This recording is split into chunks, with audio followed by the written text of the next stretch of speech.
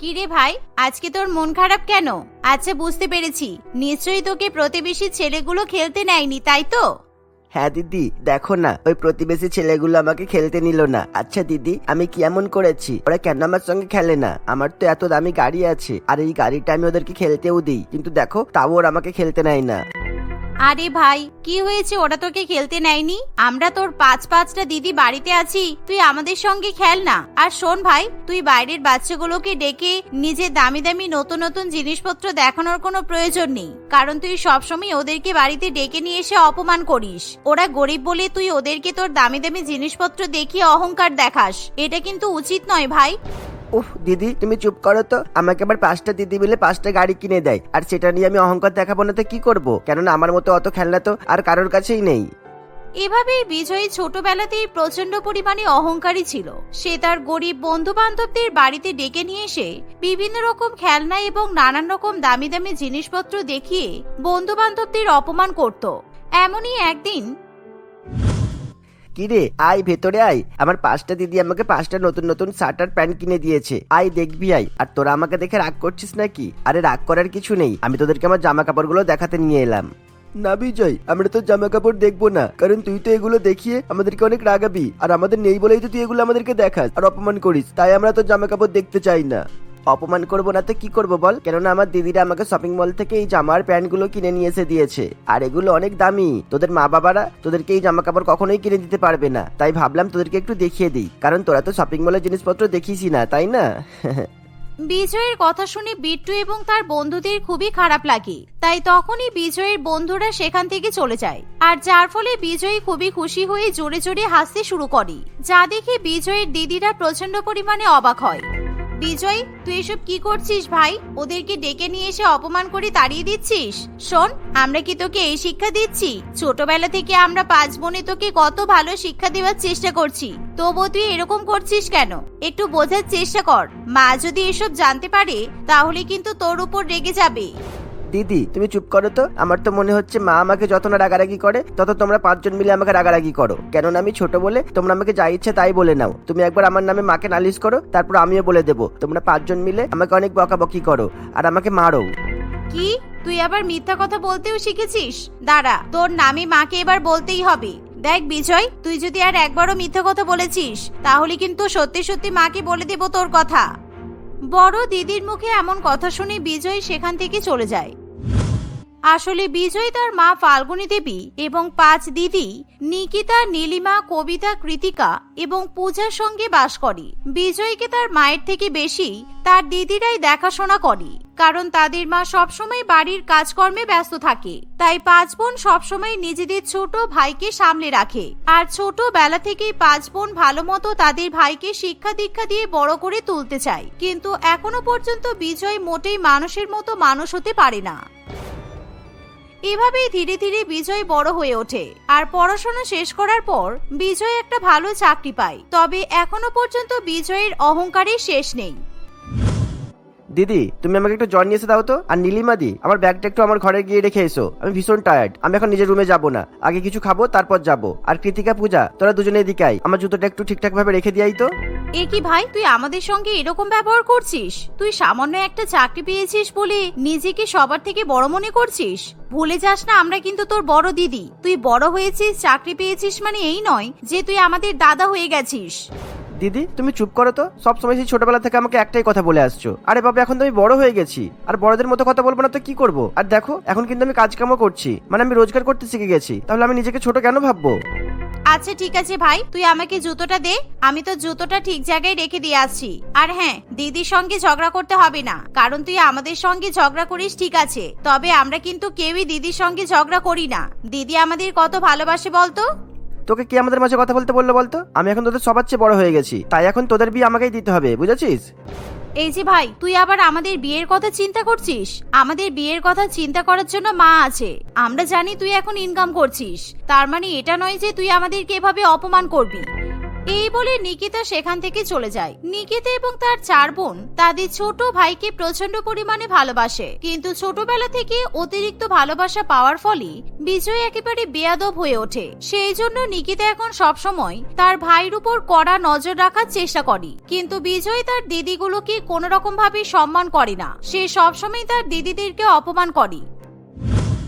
এভাবেই বেশ কিছুদিন কাটে। আর একদিন বিজয় যখন মাহিনা পায় তখন সে নিজের জন্য অনেক কিছু শপিং করে নিয়ে আসে। দিদি, আরে তোমরা সবাই কোথায়? বড়দি, মেজদি, পূজা, কৃতিকা, এদিকে এসে সবাই। দেখো আজকে আমি কত শপিং করে নিয়ে এসেছি। ভাই মনে হচ্ছে আমাদের সবার জন্য শপিং করে নিয়ে এসেছে, তা না হলে এভাবে ডাকবে কেন? আমি জানি ও আমাদেরকে যতই উল্টোপাল্টা কথা বলুক না কেন আমাদের জন্য কিছু না কিছু কিনে আনবেই। তাছাড়া ভাই তো আজকে মাহিনা পেয়েছে, আমার মনে হচ্ছে ভাই সত্যি সত্যি আমাদের জন্য কিছু নিয়ে এসেছে। চল আমরা যাই। এই বলে তারা 5 বোন এবং তাদের মা বিজয়ের সামনে গিয়ে দাঁড়ায়। কিরে ভাই, আজকে তোর হাতে এতগুলো শপিং এর ব্যাগ, তুই কি আমাদের জন্য শপিং করেছিস? আমি জানি তুই আমাদেরকে যতই ছোট বড় উল্টোপাল্টা কথা বলিস না কেন তুই কখনো আমাদেরকে পর করে দিতে পারিস না। আজকে তুই মাহিনা পাওয়ার সঙ্গে সঙ্গেই আমাদের জন্য জামা কাপড় কিনে নিয়ে এলি, তাই তো? সত্যি ভাই, আমরা কিন্তু খুব খুশি হয়েছি। আরে দিদি, তুমি সব কি বলছো? আমি তোমাদের জন্য কেন নিয়ে আসতে যাবো? আমি কি তোমাদের জামা কাপড় কখনোই কিনেছি বলো তো? এগুলো তোমাদের জন্য না। আর তাছাড়া তোমাদের কেমন কি জামা কাপড় পছন্দ সেগুলো তো আমি জানিও না, তাই এই সমস্ত শপিং আমার জন্যই করে নিয়েছি, বুঝেছো? তুই কিন্তু খুব মজা করতে শিখে গেছিস ভাই, এবার মজা করা বন্ধ কর। পূজা, কৃতিকা দেখ, ওরা হা করে দাঁড়িয়ে আছে। কতক্ষণে তুই ওদেরকে জামা দেখাবি বলে। এবার তুই যা যা কিনে নিয়ে এসেছিস আমাদেরকে দেখা। আরে তোমরা আমার কথা কেন বিশ্বাস করছো না? আচ্ছা ঠিক আছে, দেখো এই ব্যাগটাতে, দেখো এতেও আমার জামা প্যান্ট আছে, আর ওই ব্যাগে তো আমার জামা প্যান্ট আছে, আর ওই ব্যাগটাই দুটো গেঞ্জি, আর এটাতে দুটো নাইট স্যুট, আর এটাতে আমার অফিসের শার্ট প্যান্ট আছে। দেখো ভালো করে। কি ভাই, তুই আমাদের জন্য কিছু নিয়ে আসিসনি? কত আশা করি আমরা ছুটে ছুটে ঘর থেকে বাইরে এলাম, ভাবলাম হয়তো তুই আমাদের জন্য কিছু নিয়ে এসেছিস, কিন্তু তুই তো শুধু নিজের জন্যই শপিং করলি। আমাদের কথা একবারও মনে পড়লো না তোর? বিজয়ের এরকম ব্যবহারে তার দিদিদের খুবই খারাপ লাগে, কারণ তারা 5 বোন আশা করেছিল তাদের একমাত্র ভাই প্রথম মাহিনা পাওয়ার পর নিশ্চয়ই দিদিদের জন্য কিছু না কিছু কিনে নিয়ে আসবে। বিজয়, তুই কিন্তু দিনের পর দিন খুবই বাজে হয়ে যাচ্ছিস। আমি ভাবতেই পারিনি তুই এতটা বেয়াদব হবি। তোর 5 বোন তোর প্রতি কতটা আশা করে, তোকে কত ভালোবাসে, তুই কি সেগুলো দেখতে পাস না? শুধুমাত্র নিজের জন্য এত শপিং করে এতগুলো টাকা নষ্ট করলি। তুই তোর দিদিগুলোর জন্য অন্তত কোনো খাবারও তো নিয়ে আসতে পারতিস। মা, বাড়িতে তো খাবার জিনিসপত্র রয়েছে, আর তারপরেও তুমি আমাকে খাবার জিনিস নিয়ে আসতে বললে কেন? আর যখন আমি বাড়িতে খাবার থাকা সত্ত্বেও আমি খাবার নিয়ে আসি তখনই আমাকে বেশি বেশি কথা শোনাও। দূর। মা থাক, তোমাকে আর কিছু বলতে হবে না। ওর যখন 5টা দিদির কথা মনে হবে তখনইও আমাদের জন্য কিছু নিয়ে আসবে। এখন হয়তো ভাইয়ের অতটা বুদ্ধি হয়নি, তাই ভাই আমাদের জন্য কিছু নিয়ে আসেনি। আসলে ভাই শুধু নামেই বড় হয়েছে, এখনো কিন্তু ভাই বাচ্চাই আছে। নিকিতা, তুই কিন্তু দিনের পর দিন তোর ভাইকে মাথায় তুলছিস, এই অভ্যাসগুলো মোটেই ঠিক নয়। আর বিজয় আজকে এরকম হয়েছে শুধুমাত্র তোদের 5 বোনের জন্য। তোরা ছোটবেলা থেকে ওকে আদর ভালোবাসা দিয়ে একেবারে বেয়াদব করে তুলেছিস। বিজয় তার মায়ের মুখে এমন কথা শুনে রেগে যায় আর চুপচাপ সেখান থেকে চলে যায়, যার ফলে ফাল্গুনী দেবী আরো বেশি রেগে যায়, কিন্তু তার মেয়েরা মাকে সামলে নেয়। এভাবেই দেখতে দেখতে কিছুদিন কাটে। কিরে বিজয়, তুই এবার কিন্তু ওদের জন্য ছেলে দেখা শুরু কর। কিন্তু তুই আমার একমাত্র ছেলে, তাই তোকেই কিন্তু দিদিদের বিয়ের দায়িত্ব নিতে হবে বাবা। মা, ওদের জন্য আবার কি ছেলে দেখবো? ছেলে তো আমি কবেই দেখে রেখে দিয়েছি, কিন্তু 5টা ছেলেই গরিব, আর গরিব পরিবারই ওদের 5 বোনকে আমি বিয়ে দিতে চাই। কেন রে? আমি তো চাই আমার 5টা মেয়ের আমি ভালো পরিবারে বিয়ে দেব, যাতে আমার মেয়েরা বিয়ের পর সুখে শান্তিতে থাকতে পারি, শ্বশুর বাড়িতে গিয়ে ওদের কোনো কাজকর্ম করতে না হয়। কারণ ছোটবেলা থেকে ওরা অনেক কাজকর্ম করেছে, তার সাথে তোরও দেখাশোনা করেছে। আমাকে তো সেরকম কিছু করতেই হয়নি। ওরা 5 বোন মিলেই কিন্তু তোকে বড় করে তুলেছে, আর তুই এখন ওদের জন্য এরকম ভাবনা চিন্তা করছিস কেন? আরে মা, আমি দিদিদেরকে কখনোই ভালো চোখে দেখতে পারবো না, কেননা ওরা ছোটবেলা থেকেই আমাকে অনেক বিরক্ত করেছে। তাই আমি চাইছি ওদের গরিব পরিবারই তাড়াতাড়ি করে বিদায় করে দিতে। এই বাড়ি থেকে ওরা যখন চলে যাবে তখন আমি শান্তি করে নিজের মনের মতো থাকবো, তখন আর আমাকে কেউ কিছু বলতে পারবে না। বিজয়ের কথা শুনে ফাল্গুনী দেবী প্রচন্ড পরিমাণে রেগে যায়, তাই সে নিজের ছেলেকে বকাবকি করতে থাকে। তবে বিজয়ের তাতে কিছু যায় আসে না। বিজয় তার 5 বোনকে গরিব পরিবারের ছেলেদের হাতে তুলে দেয়, আর এভাবেই 5 দিদির বিয়ে হয়ে যাওয়ার পর বিজয় খুব শান্তিতে দিন কাটাতে শুরু করে। কিন্তু বিজয় কিছুতেই আর আগেকার দিনগুলো ফিরে পায় না। আর এমনই একদিন বিজয় যখন অফিস থেকে বাড়িতে ফিরে আসে তখন সে তার দিদিদেরকে যেভাবে ডাকতো সেভাবেই ডাকাডাকি করতে শুরু করে। আরে দিদি, তোমরা সব কোথায় আছো? আমার ব্যাগটা নিয়ে যাও আর আমার জুতোটা জায়গা মতো রেখে দাও, আর আমার ইম্পর্টেন্ট ফাইলগুলো এখান থেকে নিয়ে গিয়ে আমার রুমে রেখে দাও। বিজয়ের কথা শেষ হতে না হতেই সেখানে তার মা চলে আসে। আর মাকে দেখা মাত্রই বিজয়ের মনে পড়ে যায় এখন তার দিদিরা বাড়িতে নেই, কারণ তারা এখন শ্বশুর বাড়িতে আছে। কিরে, তুই ভুলে গেছিস তোর দিদিরা শ্বশুর বাড়িতে চলে গেছে, তাই তোর ফরমাস শোনার জন্য এখন আর কেউ আসবে না। এবার তোকে নিজের কাজ নিজেকেই করতে হবে। মায়ের কথা শুনে বিজয় তার ভুল বুঝতে পারি আর বিজয় তার দিদিদের জন্য মন খারাপ করে।